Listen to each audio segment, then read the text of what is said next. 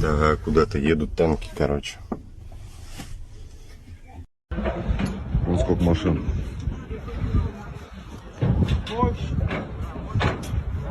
Куда-то перекидывают.